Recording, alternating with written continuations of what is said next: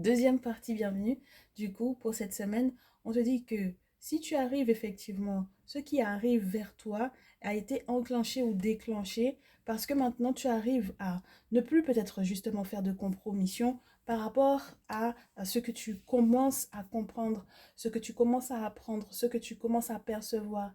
Alors j'ai des voyants, j'ai des voyantes, j'ai des médiums qui seront là ou des personnes qui ont ce sens médiumnique assez important ou tout simplement des personnes qui, ouais, ouais, ouais, j'allais te répéter à nouveau, tout simplement, oui, parce qu'il y en a qui vont consulter de plus en plus régulièrement et qui se rendront compte qu'il y a des compromissions sur lesquelles il ne faut pas du tout s'asseoir, n'est-ce pas? Il faut pas les négocier, ces compromis-là, par rapport à vos croyances, par rapport à vos savoirs, par rapport à la richesse de votre âme, par rapport à la liberté également de votre âme. C'est plus possible. Il y a les négociations, par exemple, entre religion et spiritualité, c'est plus possible là. Voilà, juste ça. Et c'est ce qui va en fait permettre que les choses soient claires éventuellement au niveau de la famille, et que chacun sache où vous situez en fait. Donc du coup, les choses seront beaucoup plus claires effectivement.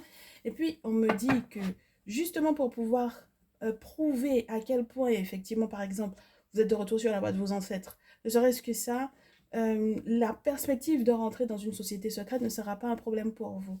Et vous allez le faire rapidement. C'est un verdict qui va tomber cette semaine et que vous allez suivre, hein, parce que du coup, c'était une question d'intuition. Donc, d'intuition, de guidance, n'est-ce pas? Donc voilà, il y a un côté, j'ai peut-être des outils divinatoires, j'ai peut-être des ressentis, j'ai peut-être beaucoup de synchronicité. Ce week-end, j'en ai reçu, j'en ai perçu, cette semaine, j'en ai perçu, et la semaine prochaine, eh bien, avec tout ce que j'ai perçu, plus ce message encore sur les guidances ancestrales, pourquoi pas, il se peut que effectivement ça me confirme la nécessité de faire des travaux, de rentrer dans une confrérie et de faire des travaux occultes ici, de manière à ce que du coup, on puisse peut-être remercier les ancêtres pour ce qu'ils ont apporté comme changement pour moi ici. Et ça, c'est génial parce que du coup, tu sais, les ancêtres, ils fonctionnent, en tout cas les entités, les ancêtres, oui, oui, oui, tous confondus, fonctionnent d'une manière assez particulière. On est dans un échange, on est dans un échange, on demande de l'aide, ils nous aident et on les remercie pour cela. La reconnaissance fait partie intégrante du culte aux ancêtres, du culte rendu aux ancêtres. Et donc du coup, ici, c'est comme si, parce que tu aurais pu te rester sur tes lauriers en te disant, mais j'ai vu effectivement ces changements, je vois en fait ma chance débloquée, je comprends pourquoi est-ce qu'il faut plus que je fasse de compromission par rapport à la religion et par rapport à la spiritualité ou par rapport à des choses que mes ancêtres m'auraient léguées ou par rapport à mes ressentis médiumniques, etc. Donc, du coup, maintenant, je m'en fous. Je donne pas de retour par rapport à ça. Je remercie pas les ancêtres d'ailleurs, c'était une coïncidence. Voilà, c'est juste une coïncidence si tout a été pour le mieux. Non, en réalité, tu sais sur quoi s'appuient en fait ces réels changements-là, n'est-ce pas? Et cette chance débloquée là. Donc, tu es en mode, tu vas remercier les ancêtres et les entités par rapport à ça. D'accord? Et tu vas le faire sans retard. Parce que justement, pour moi ici, ça a été un ensemble d'événements qui te prouvent que du coup, tu n'es plus du tout bloqué, n'est-ce pas? Tu n'es plus du tout retardé, tu te sens bien, ok? Donc, ça veut dire que là, il va y avoir une incidence, du coup, sur ces beaux événements qui sont prévus pour toi. Parce que oui, la question c'est oui, mais quelle incidence ça va avoir sur ma vie affective? Et bon, on me montre le chevalier de coupe. Là où il n'y avait pas peut-être de communication avec ton autre, vous allez être du coup assez surpris, assez surprise, parce il y a des nouvelles qui vont tomber. Il y a des nouvelles de votre autre, de ton autre, il y a des nouvelles de ton autre, et c'est pour normalement une idylle avec cet empereur.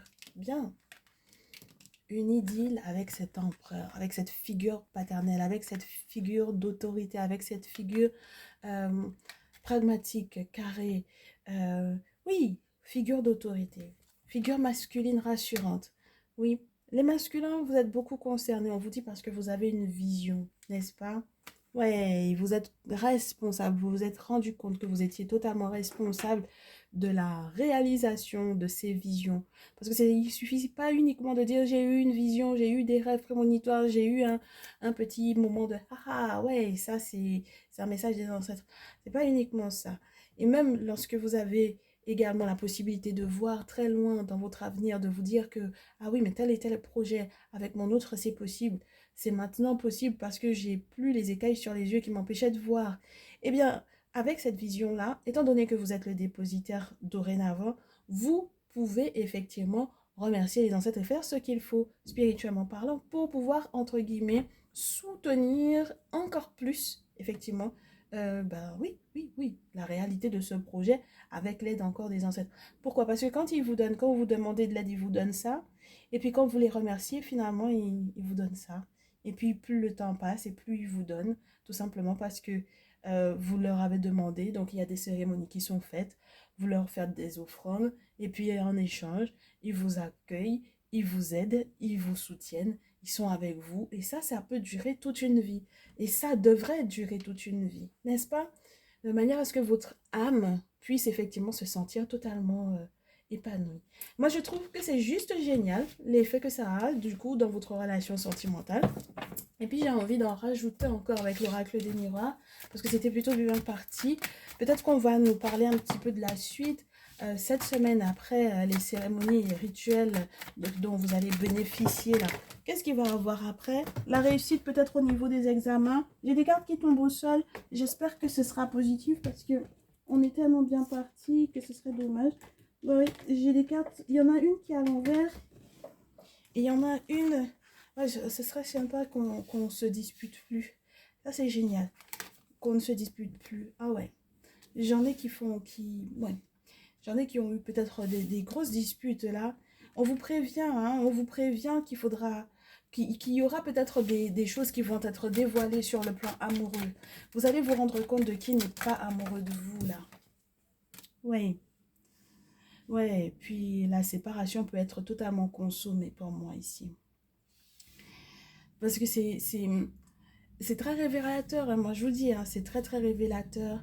Alors pour moi, il peut y avoir dans l'idée du père, dans l'idée de l'empereur, ces masculins qui vont examiner une situation affective et sentimentale par crainte justement qu'il n'y ait plus de sentiments, qu'il n'y ait plus d'amour, et parce qu'ils ont déjà ressenti qu'il faudra peut-être changer d'avis par rapport à ces situations-là. Et donc du coup, de l'autre côté, lorsqu'on vous dit que vous allez effectivement avoir des communications et des échanges, ce sera justement peut-être pour pouvoir mettre sur la table ce que l'on ressent et qu'on n'arrivait peut-être jusque-là pas à dire, n'est-ce pas? Donc, comment est-ce qu'il faudra s'y prendre? Lorsqu'on on aura la confirmation du monde spirituel qu'il n'y a peut-être pas trop d'amour là.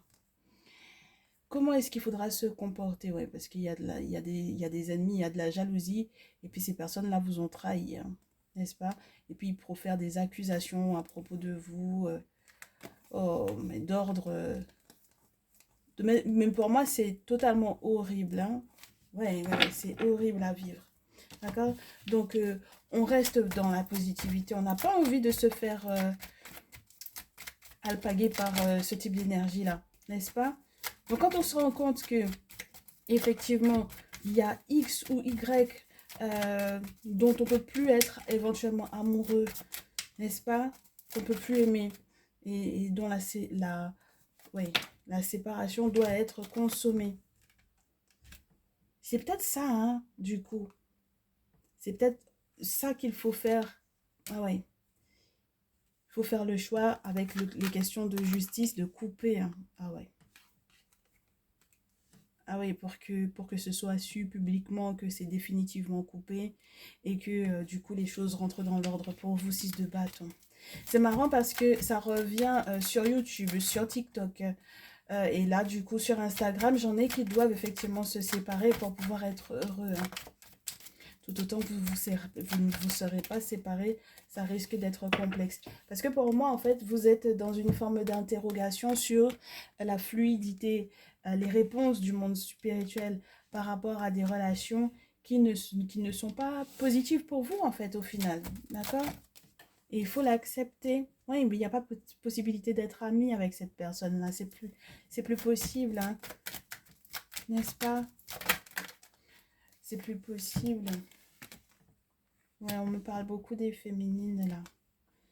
5 de bâton, valet de bâton, parce qu'il y a de nouvelles rencontres de possibles.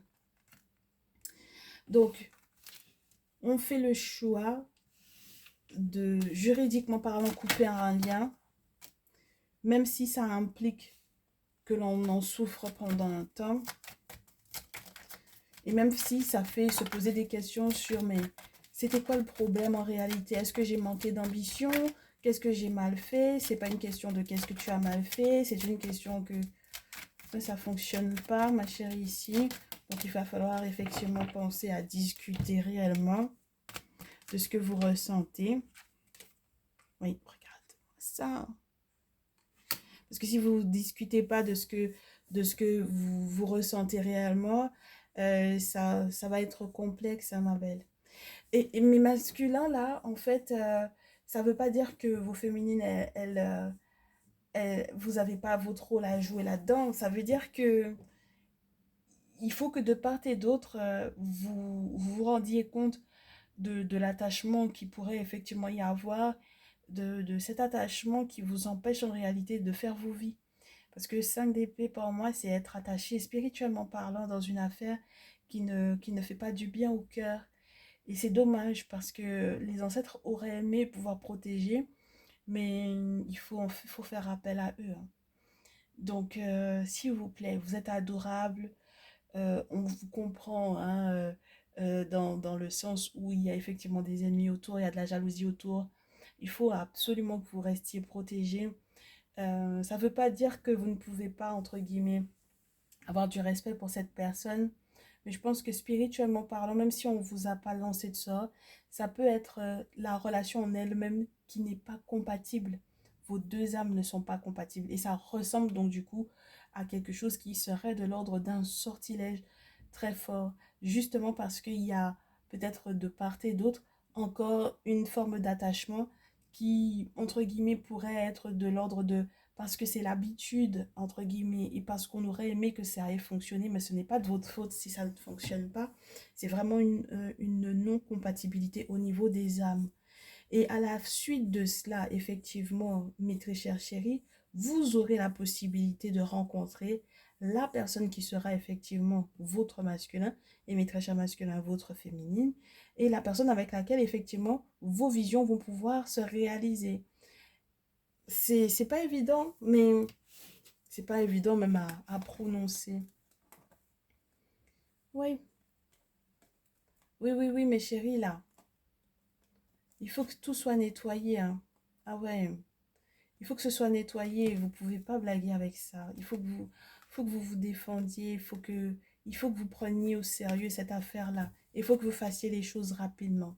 Parce que ça risque de bloquer quoi dans votre vie? On va aller au bout de la réflexion. Qu'est-ce que ça risque de bloquer dans votre vie si vous restez encore avec cette personne-là? On va rester dans cette réflexion. Ça risque de vous mettre en porte-à-faux avec les contacts que vous avez, n'est-ce pas? Qui étaient censés éventuellement vous rapporter des sous, là. Chevalier de Denis. Et puis la force. La question, c'est qu'est-ce que ça risque de provoquer si vous restez, n'est-ce pas? Donc, n'est-ce pas? Et puis, ça risque de provoquer l'éventualité d'une trahison. C'est-à-dire que si jusque-là, il n'y avait même pas eu ce problème de tierce personne entre vous, ça risque de créer la possibilité de ça. D'accord? J'ai la mort qui tombe sur le valet de coupe.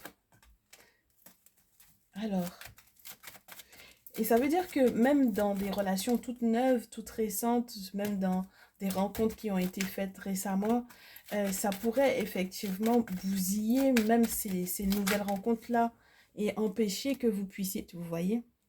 C'est incroyable. J'ai le 3 d'épée. Ça peut bousiller même les nouvelles rencontres, hein, moi je vous dis, hein. Parce que du coup, à la rigueur, ça empêche que... Alors, c'est comme si pour le monde spirituel, vous êtes déjà séparés. Si pour le monde spirituel, vous êtes déjà séparés et que du coup, vous ne lâchez effectivement pas l'affaire, mais que du coup, on vous met déjà la prochaine personne sur la voie, l'autre va souffrir également de cette possibilité que vous ayez effectivement déjà rencontré quelqu'un d'autre. C'est pour ça que je vous dis, si jusque-là, il n'y avait pas de tierce personne entre vous, bah oui, si ça, il n'y avait pas de tierce personne entre vous, le simple fait que vous ayez à rencontrer cette personne qui est faite pour vous au final, mais que vous n'arrivez pas à accepter parce que jusque-là, vous venez tenir encore à la relation, eh bien, ce qui va se passer, c'est que vous allez tout éclater, il y a tout qui va exploser en plusieurs morceaux, en 1000 morceaux. D'accord? 3 d'épée, 7 de bâton. Ça veut dire que là, vous allez blesser encore plus votre autre. Et je pense qu'il y a un moment donné où, par respect pour la personne, par respect pour les sentiments que l'on a éprouvés pour quelqu'un, il vaut mieux la laisser partir, n'est-ce pas? Il vaut mieux laisser cette personne partir parce qu'on risque effectivement, avec le temps, de pouvoir effectivement la blesser. Et je ne pense pas que ce soit votre objectif premier. Moi, j'ai pas ce sentiment-là. J'ai pas du tout ce sentiment-là. Mais le problème, c'est que au niveau de votre mental, vous n'arrivez toujours pas à accepter les faits, la situation telle qu'elle est. Et le pire dans cette affaire, c'est que vous avez envie encore de garder une relation amicale, une relation qui n'est donc du coup plus du tout amicale. Même le lien amical ne peut pas rester, ne peut pas perdurer. Si il reste, regardez comment ça finit. 10 d'épée. Et dans tous les cas, après ce 10 d'épée, il faut aller de l'avant. On a un valet de bâton à nouveau pour nous parler de la possibilité d'une rencontre. Hein. C'est des nouvelles rencontres, ce sont des messages d'amour que l'on va rencontrer, que l'on va recevoir par rapport à une personne que l'on rencontre nouvellement. Et ça avait déjà été prédit avec la lune, donc ça demande beaucoup d'humilité. Ça demande beaucoup d'humilité, ça demande de se rendre compte de l'impact au niveau administratif que ça pourrait éventuellement aussi avoir sur vous, vous empêcher éventuellement d'avancer sans vous poser des questions au niveau de votre santé, de savoir comment est-ce que ça va aller et si ça va aller ou pas. Donc c'est très important que les ponts soient coupés net pour que justement vous ne soyez pas bloqué, je vous dirais un petit peu plus bas, plus loin dans votre vie, n'est-ce pas? Ah, c'est pas facile, je vous l'accorde, mais est-ce que vous vous rendez compte de la douleur que le 3 d'épée peut occasionner? Voilà. Donc, votre conseil pour cette nouvelle lune-là et pour cette semaine, ça vous demandera de sortir des chakras qui sont un petit peu, je vous dirais, un petit peu trop tendres ou un petit peu trop passionnés, n'est-ce pas? Parce que du coup, on sort du scorpion pour arriver au sagittaire et donc... ça demande, ça demande vraiment qu'on dépassionne la situation. Il est temps de dépassionner en fait pour moi vraiment cette situation. Ça défie tout sens entre guillemets logique humainement parlant. Vous aurez beau faire pour pouvoir maintenir cette relation, ce n'est pas une question de ce que vous pouvez mettre en place, c'est une question de ce que le monde spirituel a décidé pour vous. Vos deux âmes, avant de pouvoir effectivement s'incarner sur cette terre-là, ne s'étaient pas du tout choisies. Ce n'est pas la personne pour vous. D'accord? Donc à partir de ce moment-là, même si vous essayez de rabibocher le truc, ça ne fonctionnera pas. Et donc du coup, bah pour moi, en fait, on vous dit, avec la nouvelle lune en Verseau, nouvelle lune en Scorpion et nouvelle lune en Sagittaire, que vous avez la possibilité de tomber sur la bonne personne pour vous. Une fois que vous serez passé vraiment dans votre cœur, parce qu'il y a un moment donné où je pense que si votre sens logique, c'est juste votre tête qui vous dicte comment est-ce qu'il faut gérer la situation, votre cœur, par contre, il sait. Vous avez senti le truc, ça vous pique un peu là. D'accord? Donc votre cœur vous dit que ce n'est pas la bonne personne pour vous et vous le savez. Intérieurement, vous le savez. Donc, s'il y a des peurs encore, parce qu'il y a encore peut-être des secrets, parce qu'il y a encore beaucoup de choses qui, entre guillemets, sont trop enfouies, beaucoup de choses qui sont aussi reliées à la sexualité, à l'intimité, parce que le scorpion, ça vous parle de ça. On vous dit qu'il faut croire au pouvoir transformateur justement de ce scorpion pour arriver en Sagittaire. Donc, c'est-à-dire que là, on est vraiment dans une nouvelle phase. On est vraiment dans un véritable changement au niveau énergétique, au niveau de votre vision même des choses. Parce que du coup, vous allez vous élargir. Parce que le Sagittaire, c'est ça, hein. C'est élargir sa pensée spirituelle, accepter peut-être les voyages, élargir sa pensée spirituelle au point que, hein, donc, le Sagittaire va représenter celui qui a la connaissance, celui qui cherche à voyager pour pouvoir ouvrir son esprit. Donc, il y a une forme d'élargissement des possibles au niveau affectif, au niveau amoureux, au niveau des solutions même que vous désespériez de trouver, n'est-ce pas, mes très chers chéris? Mais la question, c'est what do you need to release? Qu'est-ce que tu dois laisser derrière toi pour pouvoir attirer cette chance-là, hein? Et tous ces possibles-là sur le plan amoureux? Qu'est-ce que tu es censé laisser derrière toi? Il y a quelque chose que tu es censé lâcher. Voilà. Et une fois que tu auras lâché prise, effectivement, eh ben, tu verras que tu te sentiras plus léger, plus légère, n'est-ce pas? Et puis, les choses seront fluides avec la personne qui va rentrer dans ta vie. Parce que cette personne-là est faite pour toi.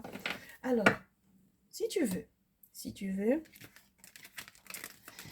bah, tu m'envoies un mail. Non, j'allais rentrer dans des détails, mais sincèrement, je préfère que tu prennes ta guidance personnalisée. Comme ça, on verra ensemble la description de la personne qui est faite pour toi. D'accord? Et oui, en ce moment, c'est les séparations. Tu me diras, c'est la fin d'année, on aurait aimé que ce soit autrement. Ben ouais, ben vaut mieux que ça soit maintenant. Comme ça, tu commences ton année 2023 tranquille, avec tous ces nouveaux possibles qui s'offrent à toi, avec la possibilité même que la personne que qui est faite pour toi, effectivement, arrive justement en période de fête. C'est très intéressant de rencontrer les gens en fin d'année. C'est très beau. Ça donne des étoiles plein les yeux. Puis ça donne beaucoup d'espoir pour l'année à venir. On commence bien, on est dans un très bel état d'esprit.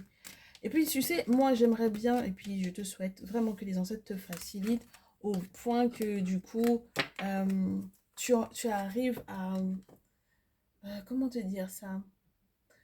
Pas oublier, parce que je suppose qu'on ne peut pas forcément oublier euh, une relation qui était de cette teneur-là, mais que ça te fasse plus mal. Et c'est ça le plus important.